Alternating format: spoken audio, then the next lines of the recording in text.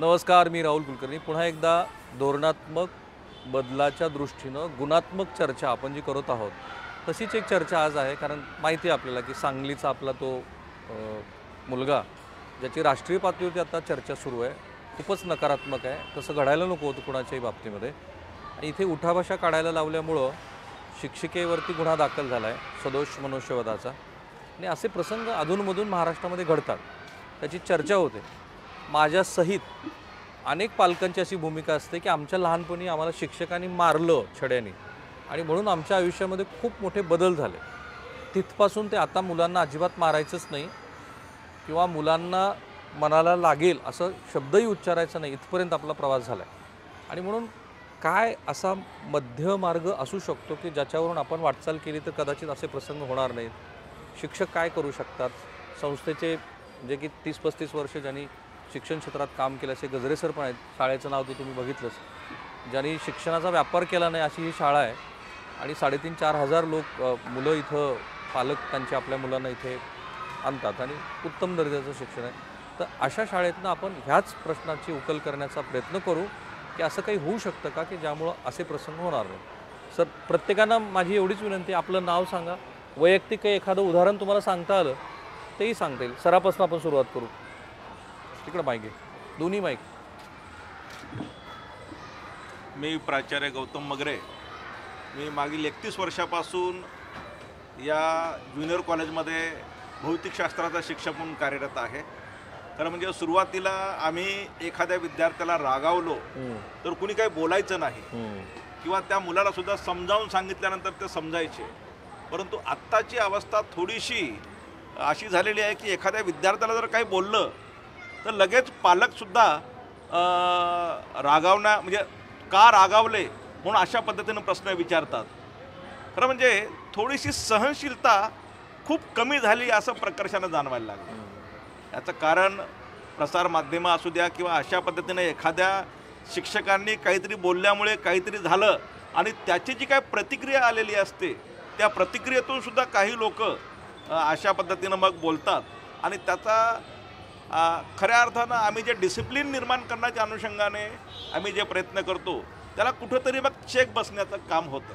कारण शेवटी आपला उद्देश एवढाच असतो, ज्याप्रमाणे आम्ही विद्यार्थ्यांना आमच्या मुलांसारखं आम्ही वागवतो, आम्ही फक्त शिक्षक म्हणून कधीच वागलो नाही. We are not acting as a teacher, we are acting as a parents teacher. आम्ही पालकत्व घेतलेले शिक्षक आहोत.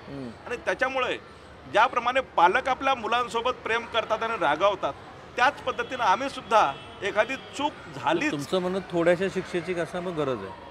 शिक्षा म्हणण्यापेक्षा त्याला त्याची जाणीव करून देणं खूप गरजेचं आहे. जर आत्ता योग्य वेळी जर जाणीव करून दिली तर निश्चितपणे त्याच्यामध्ये बदल घडून येऊ शकतो. मी अनेक आमच्या विद्यार्थी थोडंसं बेशिस्त वर्तन करणारे असतात त्यांना आम्ही आमच्या संस्थेच्या माध्यमातून आम्ही काउन्सिलर ठेवलेला आहे. त्याच्या नेमक्या समस्या काय आहे, अरे वा, चांगला. जोपर्यंत आपण त्या समस्येच्या मुळापर्यंत जाणार नाही तोपर्यंत त्या समस्येचं निराकरण होणार नाही. पहिलाच मुद्दा मला फार छान वाटलं की काउन्सिलर असू शकतो का? काही ज्या खाजगी आस्थापनाच्या शाळा आहेत त्या आस्थापनाच्या शाळामध्ये स्पेशली ज्यांची मोठी मोठी नावं आहेत, ती नावं मला घ्यायची नाहीत, कोणाची एन्डॉर्समेंट होईल म्हणून, तर तशा शाळेमध्ये ते काउन्सिलर असू शकतात. जोशी मॅडम, मला सांगा की अशी काही, हे दिल्लीचं प्रकरण कोणी बघितलं, ऐकलं आहे का कोणी? दिल्लीचं ऐकलं आहे कोणी? तर सरांनी ऐकलं. तर दिल्लीच्या प्रकरणाबद्दल काय तुमचं मत आहे? सर, दिल्लीचा प्रकार अत्यंत दुर्दैवीच आहे, त्याच्याबद्दल वादच नाही. पण असे प्रकार होतात आणि मग कुठंतरी सगळ्याच शिक्षकांच्या मनात धाकधूक होते. म्हणजे काल मी बातमी ऐकली आणि मी सरांशी लगेच बोललो की सर, आपल्याला सगळ्यात आधी आपल्या सगळ्या शिक्षकांची मीटिंग घ्यायची आहे. बघा, दिल्लीचे पडसाद उमटलेत पुण्यामध्ये. आणि सरांशी मी बोललो की रात्री मी घरी गेल्यावर बातमी पाहिली तर सर, मुलांची आणि पालकांची मानसिकता फार बदललेली आहे. म्हणजे आजकाल थोडंसं बोललं ना तर पालक आमच्यापर्यंत येतात आणि येऊन त्यांचं असं म्हणणं असतं की सर, आम्हाला एकुलता एकच मुलगा आहे, आम्ही त्याचं असं करतोय तसं करतोय, आणि ते पाठीशी घालतायत. म्हणजे तरी सुद्धा जर आम्ही सगळ्याच पालकांचं ऐकत बसलो तर आजची परिस्थिती अशी आहे की शाळा चालवणं सुद्धा कठीण होणार आहे. राईट. म्हणजे आम्ही जर बिलकुलच मुलांना हटकलं नाही तर आमची मुलं काय, कुठली पण मुलं बघा तुम्ही, शिक्षकांना शाळेत उभं पण राहून देणार. म्हणजे आमच्या काही शिक्षकांच्या तासांना मुलं आवाज टाकतात, नको नको ते प्रकार करतात, गोंधळ घालतात. त्यांना प्रेमानं सांगून झालेलं आहे, बऱ्याच वेळेला सांगितलेलं असतं, पण त्यांच्यात सुधारणा होत नाही. मग कुठंतरी आई वडील म्हणून आपण आपल्या मुलांना जसं ओरडतो, रागवतो, एखादा फटकाही मारतो राग आल्यानंतर, शिक्षकही तसंच करतात. राईट. पण त्याचा विपर्यास होतो आणि एखादी अशी दुर्दैवी घटना घडते. राईट. राईट. घडलेली घटना वाईटच आहे. म्हणजे मुलांना शिक्षा करू नये, पण आता त्यांची मानसिकता की आमच्याकडे सरांनी सांगितलं की समुपदेशक गेली 10 वर्षापासून आमच्याकडे संस्थेनं समुपदेशकांची नेमणूक केलेली आहे. अशी समस्याग्रस्त मुलं आम्ही त्या मॅडमकडे देतो. राईट. 2 महत्त्वाचे मुद्दे आहेत आणि सांगलीतले जे पालक आहेत त्यांच्या दुःखात माझ्यासहित तिथले सगळे शिक्षक सहभागी आहेत. त्यांच्या संदर्भामध्ये ही चर्चा नाही आहे. जी काही कायदेशीर प्रक्रिया आहे ते सुरू आहे. त्या शाळेने 4 शिक्षिका त्यांना निलंबित केल्या आणि फौजदारी स्वरूपाचं तिथे जे काही पोलिसांना करायचं ते सुरू आहे. व्यापक आपला हा पट आहे. पण आता त्यांनी मला जे सांगितलं ते सिंगल चाइल्ड पॉलिसीबद्दल, आता जे काही आपल्या समाजात ते खूप मोठं स्थित्यांतर घडताना दिसतंय. हे नवेच बदल आहेत तुमच्या 35 वर्षात, हे हळूहळू होत गेले असणार आहेत. बरोबर. आताच परवा एक शासनाने पत्रक काढलंय, एकल पालक असलेल्या मुलांची नावं शासनाला कळवायची आहे. बरं. हे नव्हतं मला माहिती. हे कशासाठी? यातून शासन त्यांना आर्थिक मदत करू इच्छितं, जेणेकरून त्यांचा शैक्षणिक प्रवास खंडित होऊ नये. हे कोविड नंतर नाही आहे ना? आता परवाची नाही, पण एकल पालक शोधले ते कोविड नंतर, असं काय नाही. परवा निघालेलं पत्रक आहे. बरं. दुसरी गोष्ट, आपण जो विषय मांडला, आत्महत्या मुलं करतात किंवा काहीतरी वेगळं पाऊल उचलतात, या संदर्भामध्ये मला असं सांगायचं आहे की पालकांनी आपल्या पाल्यांमध्ये पुरेसा विश्वास निर्माण करणं खूप गरजेचं आहे. पालकही आताच्या प्राप्त परिस्थितीमध्ये तणावग्रस्त अवस्थेतून जातात. त्याचा परिणाम प्रत्यक्ष अप्रत्यक्षपणे पाल्यांवरती होत असतो आणि त्याचीच परिणती शाळेमध्ये दिसून येते. परंतु सगळं खापर मात्र शिक्षकांवरती फोडलं जातं, ज्याला शिक्षक पूर्णतः जबाबदार नसतात. तर या परिस्थितीसाठी पालकही जबाबदार आहेत, पाल्यही जबाबदार आहेत, काही प्रमाणात म्हटलं तर शिक्षकही जबाबदार आहेत. कारण संस्कार करण्याची जबाबदारी शिक्षकांची आहे, परंतु पालक असं समजून चालतात की आम्ही मूल शाळेत घातलं की सगळी जबाबदारी शाळेची आहे, आम्ही पैसे भरतो, याच्या मोबदल्यामध्ये चांगलं मूल घडून आम्हाला मिळावं अशी अपेक्षा पालकांची आहे. परंतु पालकांची भूमिका त्यामध्ये ते सोयीस्कररित्या विसरतात. तो विश्वास निर्माण करणं पाल्यांमध्ये खूप गरजेचं आहे. आता मला जरा 2 शिक्षकांचे अनुभव हवे आहेत. आपण काही कोणाला नावं ठेवण्यासाठी ही चर्चा करत नाही आहोत. तुम्ही ज्या मुलांचे हा अनुभव सांगाल ते काही नावं मला अपेक्षितच नाही आहेत, पण असे काय अनुभव आहेत की आपण शिकवतो त्यावेळेला, जसं सर म्हणाले की फार अवघड होतं की शिकवताना, तुम्हाला काय अनुभव तसा? इकडे घ्या, कोण सांगेल?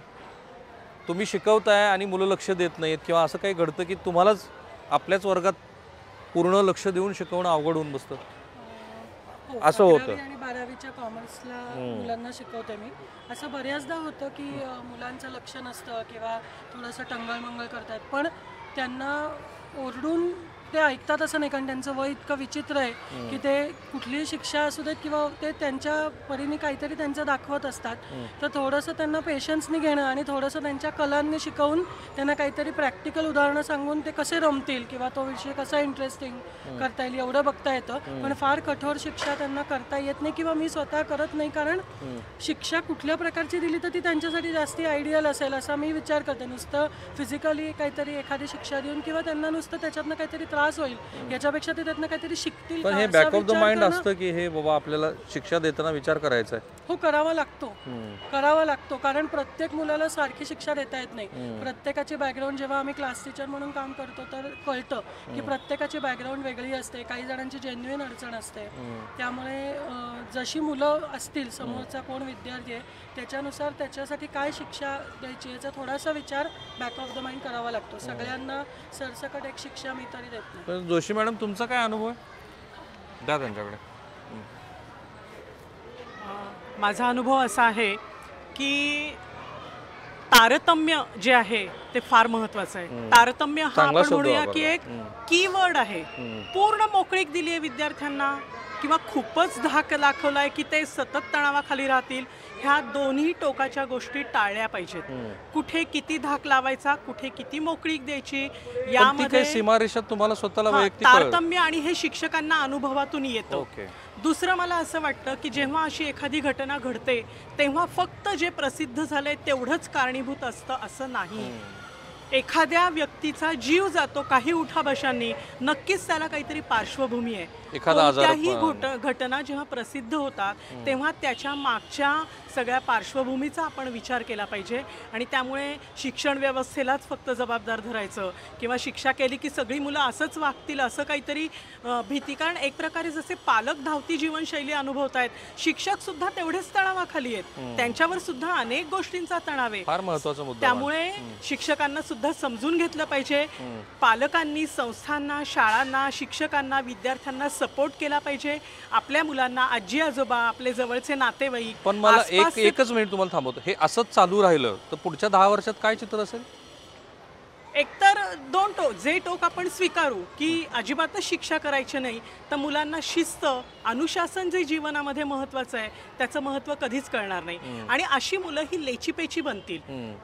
नंतर येणाऱ्या जेव्हा जागतिक स्तरावर आपल्याला आपण मुलांना इंट्रोड्यूस करायचं म्हणतोय, मग अनेक संकट समोर येणार आहे. जर अशी मुलं छोट्या छोट्या ह्यांनी खचून जायला लागली तर मग ती कशी तोंड देणार? तुमचं काय मत आहे, शिक्षा करावी की करू नये आणि त्याचं स्वरूप काय असेल? शारीरिक शिक्षेला खूप मर्यादा आहेत आणि शक्यतो शारीरिक शिक्षणाकडे जाण्याची वेळ ही शिक्षकांवर येऊ नये. शिक्षक ते टाळतात.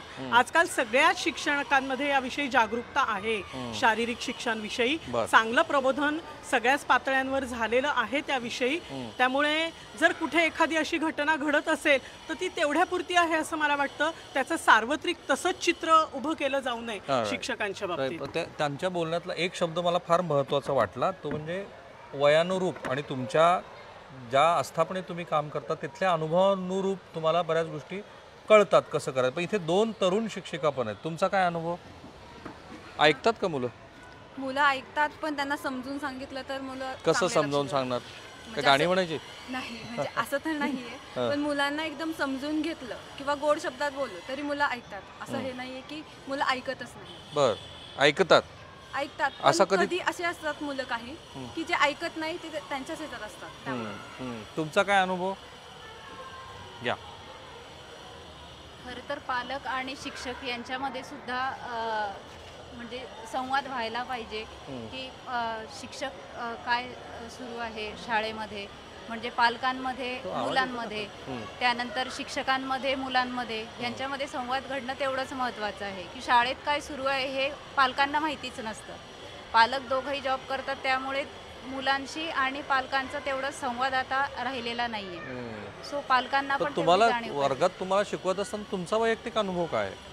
माझा वैयक्तिक अनुभव मग त्यावरूनच मी सांगते आहे की काही मुलं जी अशी असतात, पालक नंतर म्हणतात की मुलं येत आहेत शाळेत रोज युनिफॉर्म घालून, आय कार्ड वगैरे घालून आलेले आहेत, पण पाल्य आणि पालकात दोघात संवादच नाही आहे. आणि शिक्षकांपर्यंत ते फार उशिरा पोहोचतं. जेव्हा शिक्षक सांगतात पालकांना की तुमचा मुलगा ॲबसेंट आहे, की आमच्याकडनं एखादा निरोप जातो, तेव्हा खरं तर पालकांना कळतं की आपला मुलगा शाळेपर्यंत तर जातो आहे पण शाळेच्या आत मात्र आलेला असतो. राईट. महत्त्वाचा मुद्दा तुम्ही मांडलाय. मला फार सरकारी धोरणाची गंमत वाटते.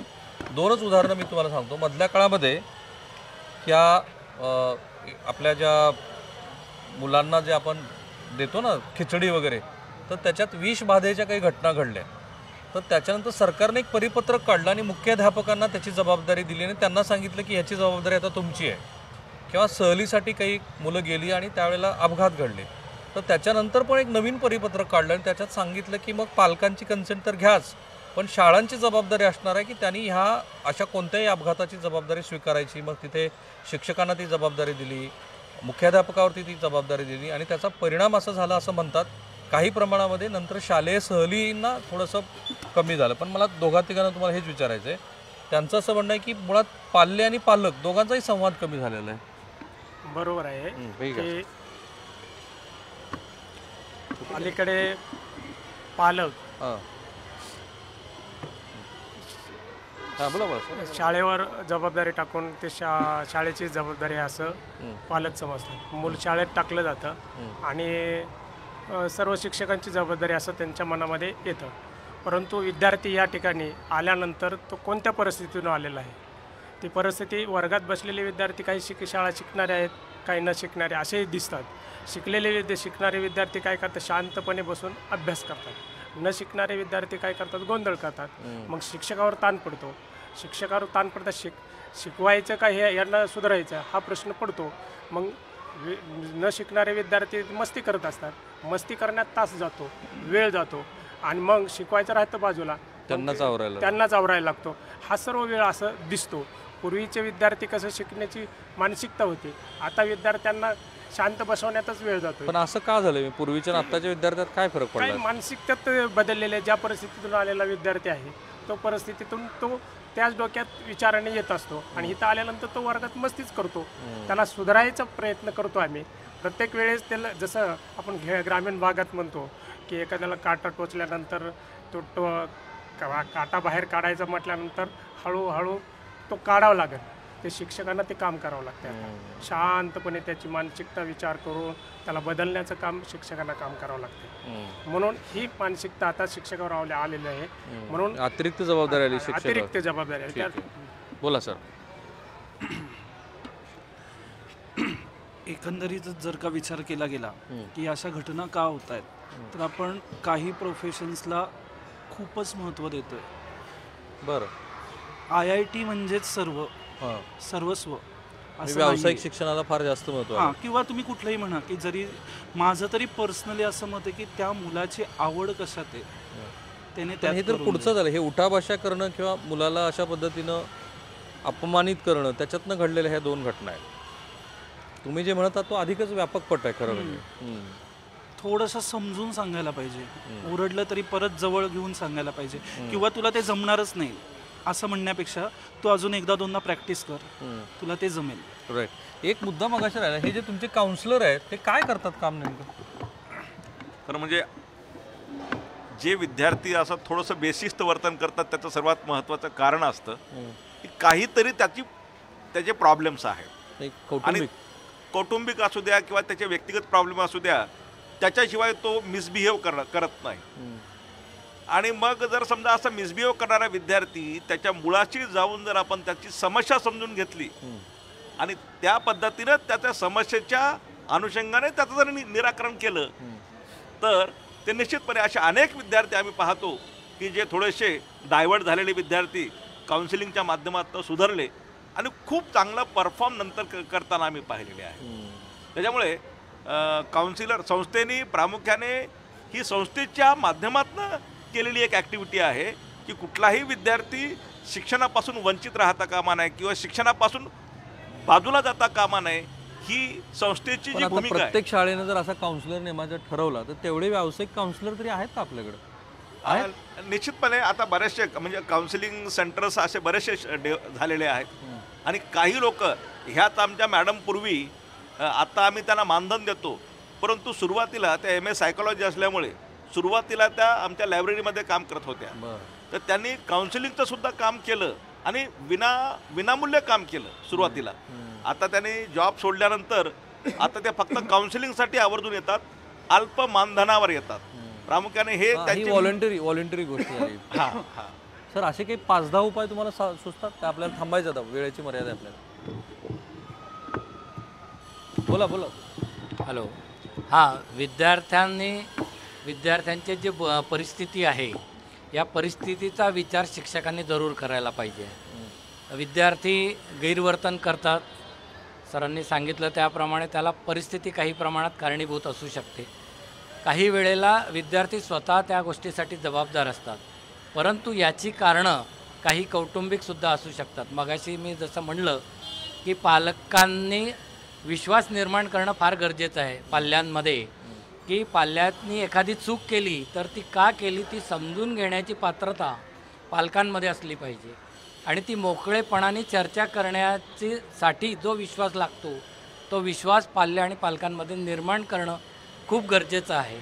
हाच विश्वास शाळेमध्ये सुद्धा उपयोगी पडतो आणि यातूनच तो विद्यार्थी मोकळेपणाने शिक्षकांना आपली समस्या सांगतो आणि शिक्षक त्यावर समाधान काढून डिसिप्लिन प्रॉब्लेम बऱ्याच प्रमाणामध्ये सोडवू शकतात, असं माझं मत आहे. Thank you sir. मॅडम थोडंसं महाराष्ट्र शासनाच्या माध्यमातून आपल्या राज्यातील शिक्षकांसाठी 10 दिवसाचे कोर्सेस, विपश्यना कोर्सेस, विपश्यनाची तुम्ही आता विपश्यना कोर्सेस. हम्म. मी माझा स्वतःचा अनुभव सांगतो. आमच्या पर्यवेक्षक गायकवाड सर आणि गाडे सरांना मागच्या 1-2 महिन्यापूर्वी मी 10 दिवसाच्या विपश्यना कोर्ससाठी पाठवलं आणि त्यानंतर त्यांच्यामध्ये जो बदल घडला आणि विद्यार्थ्यांकडे पाहण्याचा, त्याच्या समस्येच्या दृष्टिकोनातून पाहण्याचा त्यांचा जो दृष्टिकोन बदलला, मला वाटतं खूप महत्त्वाचा मला वाटला. विपश्यना हा एक मार्ग तुम्ही विपश्यना साधना. आणि त्याच्यानंतर आम्ही वर्गामध्ये कंपल्सरी 10 मिनिटं आनापान घेतो. वाह, त्याचा प्रत्येक परिणाम वर्गामध्ये आम्ही बेलच लावलेली आहे. प्रेयर झाल्यानंतर, अरे वा, प्रार्थना चांगला मार्ग आलाय झाल्यानंतर, यातनं. प्रार्थना झाल्यानंतर आम्ही आनापान 10 मिनिटाची आनापान साधना घेतो. आणि काय फरक पडला त्याने? मुलं शांत झाले ना. बऱ्यापैकी मुलं जे बेशिस्त वर्तन करणारे, जे बंड करणारे जे मुलं होते, थोडे हळूहळू शांत झाले. त्याचा परिणाम प्रामुख्याने आम्ही सुरुवात केली 6माही परीक्षेच्या वेळेस. बर 6माही परीक्षेच्या वेळेस आम्ही जो शेड्यूल बनवला, तर 25 मिनिटाचा शेड्यूल बनवला. प्रार्थना झाल्यानंतर परीक्षेच्या आधी एक बेल होईल, जी आनापान साधना सुरू होईल, आणि 10 मिनिटानंतर दुसरी बेल होईल, आनापान साधना संपेल, आणि त्याच्यानंतर मग त्या मुलांना पेपर दिला जायचा. त्याचा परिणाम खूप पॉझिटिव्ह झाला. मुलं एकदम शांतपणे बसायचे. आणि हा सगळ्यांचा अनुभव आहे का? हां, बर. मॅडम तुम्हाला काहीतरी बोलायचं, आपल्याला थांबायचं आता. तुमचाच शेवटचा कमेंट आहे. मी असं म्हणेल की या गोष्टीमध्ये पालकांचा सहभाग तर गरजेचा आहेच. कारण पालक खरं म्हणजे मुलांचा जो संस्कारांचा गाभा असतो तो खरं पालकांपासून येतो. मग मुलं शाळेत येत असतात. शाळेमध्ये येताना शिक्षकांनी जास्तीत जास्त प्रेमाने शिकवून मुलांना समजून घेणं खूप गरजेचं आहे. कारण वेगवेगळ्या बॅकग्राऊंडमधून मुलं आलेली असतात. काहींच्या आर्थिक पण असं परिस्थिती समजून नीट घेण्यासाठी मुळात शिक्षकांचं शिक्षकांना प्रशिक्षण झालेलं असतं त्यासाठी का? भरपूर वेळ द्यावा लागेल. आणि मी असं म्हणेल की शिक्षकांना पण काउन्सिलिंग करणं खूप गरजेचं आहे. की शिक्षा ही हवी, शिक्षेच्या विरोधात मी अजिबात नाही, पण शिक्षा जरी हवी आहे तरी ती थोडीशी कोणत्या प्रमाणात मुलांना दिली गेली पाहिजे. तर ती घरी पण दिली गेली पाहिजे आणि इकडं पण दिली गेली पाहिजे. तेव्हा ते मुलं मानसिकदृष्ट्या स्ट्रॉंग असतात ती शिक्षा पेलवण्यासाठी. नाही तर घरी त्यांना खूप छान फुलासारखं ठेवलं जातं आणि मग आपल्या इथं शिक्षक थोडं जरी काही रागवलं तर मुलं काहीतरी विचित्र पाऊल उचलतात. पण ते असं उचलू नये यासाठी आपला संवाद आणि आपल्याला वेळ देणं, म्हणजे शिक्षकांनी मुलांना वेळ देऊन प्रेमाने समजून घ्यावं आणि पालकांनी सुद्धा त्यांना खूप वेळ देणं गरजेचं आहे. आणि ह्या माहिती तंत्रज्ञानाच्या युगात मोबाईलमुळे मुलं जास्त एकलकोंडी झालेली आहे. त्याच्यातनं लक्ष ठेवणं गरजेचं मला आहे. माहिती की चर्चा तशी पूर्ण झालेली नाही आहे, ती अपूर्ण चर्चा आहे. कारण सगळ्यांना इथे पण बोलता नाही आलं का आपल्याकडे वेळेची मर्यादा आहे. हे महाराष्ट्रातल्या सगळ्या शिक्षकांची मिळून प्रतिनिधी आहेत, ज्यांची स्वतःची आता मतं तुम्ही ऐकली. किती गुंतागुंतीचा हा विषय आहे हेही तुमच्या लक्षात आलं असेल. ज्या पद्धतीनं फौजदारी संहितेअंतर्गत ते गुन्हे दाखल झालेत, तर प्रथमदर्शनी जसं जोशी मॅडम म्हणाल्या जे दिसतं आहे तसंच ते आहे की आणखी त्याच्या आत आणखी काही पदर दडलेले आहेत, ज्याची कदाचित पोलीस तपासानंतर काही गोष्टीचा उलगडा होईल. माझा प्रयत्न एवढाच होता की हे आत्ता ज्या पद्धतीने याची चर्चा सुरू झाली आहे त्याला व्यापक पातळीवरती आपण घेऊन जाऊ. शिक्षकांच्या प्रशिक्षणापासून ते काउन्सिलिंगपासून ते विपश्यनापर्यंत अनेक इथल्या इथंच उपाय आहेत. फक्त आपली अडचण काय की धोरणकर्त्यांना असे फीडबॅक मिळत नाहीत जे आता आम्ही तुम्हाला दाखवले.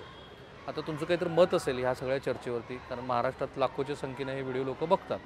या व्हिडिओच्या कमेंट बॉक्समध्ये ते जरूर सांगा, कारण हा भाग राज्याचे मुख्यमंत्री आणि शिक्षण मंत्री पाहणारच आहेत. कॅमेरामन निकेतन माडेसह